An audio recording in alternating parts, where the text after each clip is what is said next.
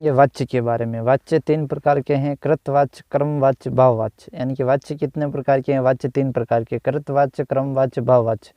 Number 1 पे पढ़ते हैं कृतवाच्य। कृतवाच्य किसे कहते हैं? जब वाक्य में प्रस्तुत क्रिया का सीधा और प्रधान संबंध कर्ता से होता है। यानी कि जब वाक्य में प्रयुक्त क्रिया का सीधा और प्रधान संबंध कर्ता से होता है, उसे कृतवाच्य कहते हैं। इसमें क्रिया के लिंग वचन कर्ता के अनुसार प्रयुक्त होते हैं।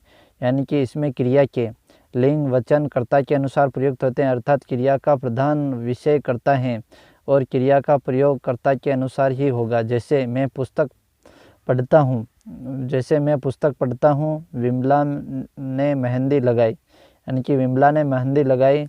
तुलसीदास ने रामचरितमानस की रचना की। तुलसीदास ने रामचरितमानस की रचना की और विमला ने मेहंदी लगाई। मैं पुस्तक पढ़ता हूँ कृतवाच्य के उदाहरण हैं। अब आते हैं क्रमवाच्य। क्रमवाच्य जब क्रिया का संबंध वाक्य में प्रयुक्त क्रम से होता है, यानी कि वाक्य में प्रयुक्त क्रम से होता है, उसे क्रमवाच्य कहते हैं। अतः क्रिया के लिंग वचन कर्ता के अनुसार ना होकर क्रम के अनुसार होते हैं। क्रमवाच्य सदैव सकर्मक क्रिया का होता है। यानी कि क्रमवाच्य सदैव सकर्मक क्रिया का होता है, क्योंकि इसमें क्रम की प्रधानता होती है। जैसे दूध सीता के द्वारा पिया गया, यानी कि दूध सीता के द्वारा पिया गया। पत्र सीता के द्वारा लिखा गया, यानी कि पत्र सीता के द्वारा लिखा गया। मिठाई मनोज के द्वारा खाई गई, मिठाई मनोज के द्वारा खाई गई। चाय राम के द्वारा पी गई।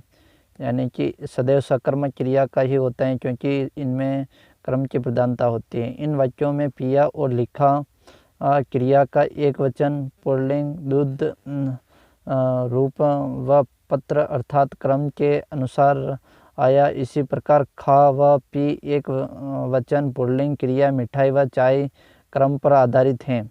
भाववाच्य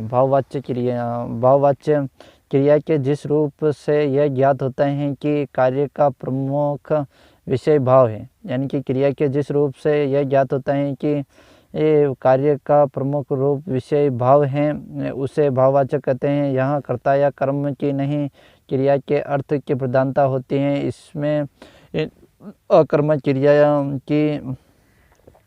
क्रिया ही प्रस्तुत होती हैं। लिंग वचन न कर्ता के अनुसार होते हैं, न कर्म के अनुसार, बल्कि सदैव एक वचन पुल्लिंग एवं अन्य पुरुष में होते हैं।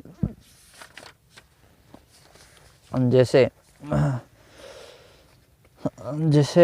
मुझसे सवेरे उठा नहीं जाता, सीता से मिठाई खाई नहीं जाती। लड़के खो खो खेलकर थक गए, सीता से मिठाई खाई नहीं जाती, मुझसे सवेरे उठा नहीं जाता। यानी कि निराशा के भाव दिख रहे हैं इसमें।